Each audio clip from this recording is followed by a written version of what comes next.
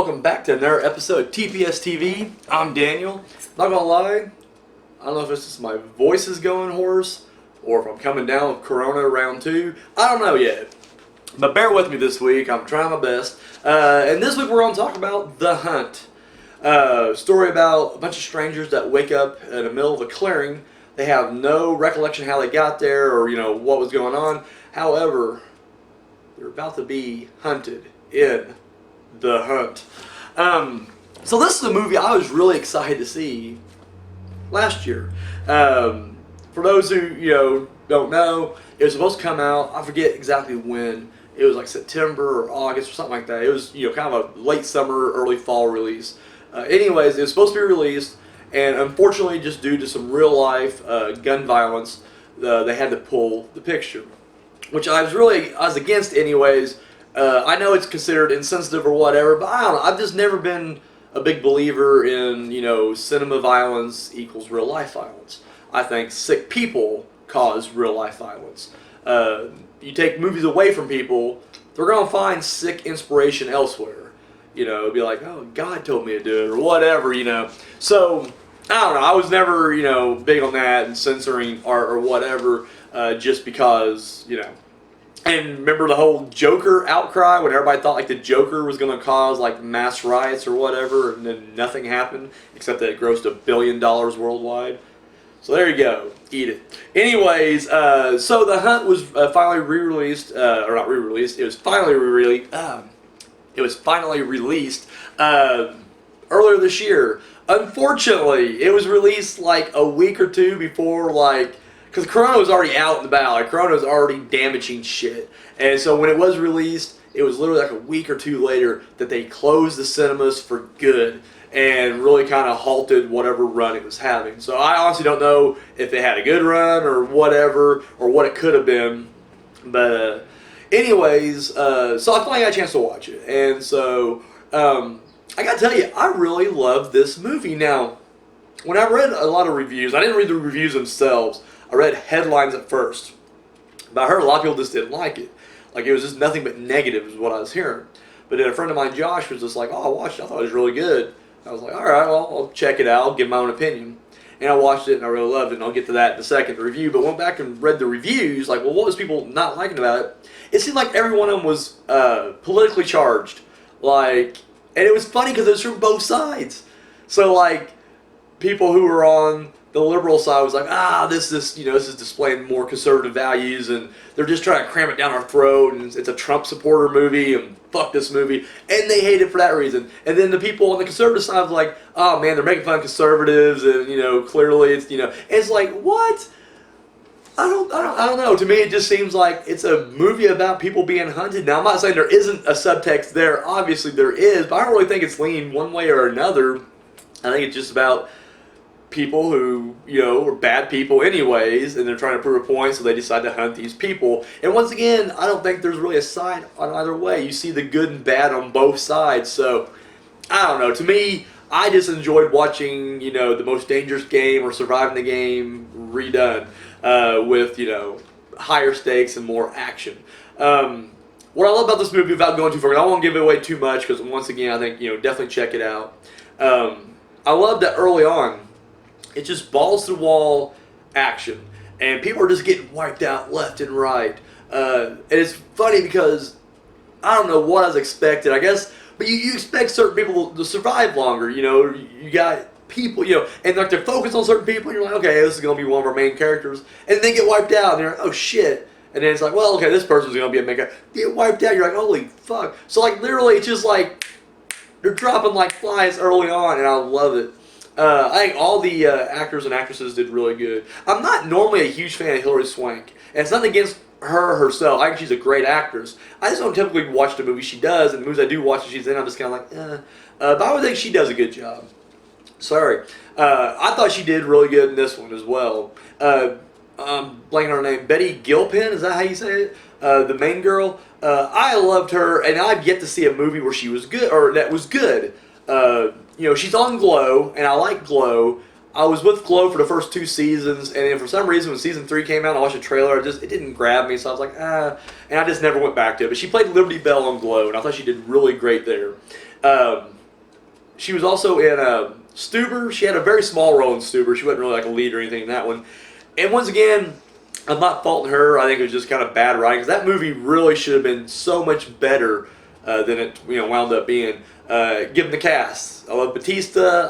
Can't pronounce the dude's name, but the other guy, Stuber or Stu, the Uber driver, I like him, and Betty Gilpin, and it has the girl from Santa Clarita Diet too. She plays the cop in there. She played Batista's daughter in this one. So I mean, across the board, I love this whole cast. It was just the story itself wasn't that good. And then earlier this year comes The Grudge, and Betty Gilpin's in there too. And I was so pumped for The Grudge, because I was like, all right, this is gonna be great. And then I watched The Grudge, and it sucked so much dick.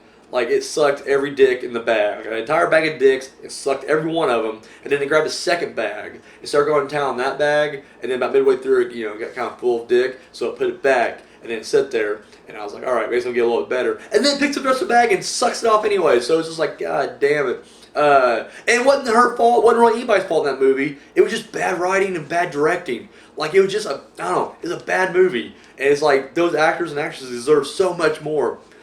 Anyways, so then I watched this movie, and I'm just kind of like, I'm already hearing bad things about it, with the exception of Josh. And I was like, this is like Betty Gilpin's just curse. And unfortunately, it feels like the curse is still going, because like, this movie wasn't well received, and I don't think it made a whole lot of money just due to Corona, unless if it does good on the DVD sales or video sales. But either way, I just felt really bad. I was like, man, she really is a great actress, and yet, nothing.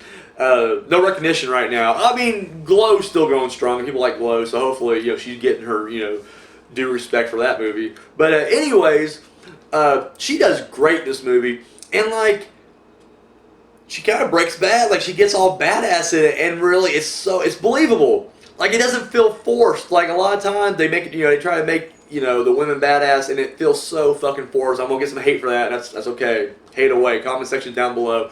But here, like, I'm buying it. I'm like, no. Like, she takes out like an entire like room full of dudes, and I'm just like, yeah, I believe it. Like, to me, she instantly hit that Sigourney Weaver, Linda Hamilton, fucking Uma Thurman. Like, she hit that badass level running. But you see it. Like, it doesn't feel like it comes out of nowhere. Like, you can, they give her a little bit of background of her history, but you're seeing it as the movie progresses. And I don't know. I think she does great in this.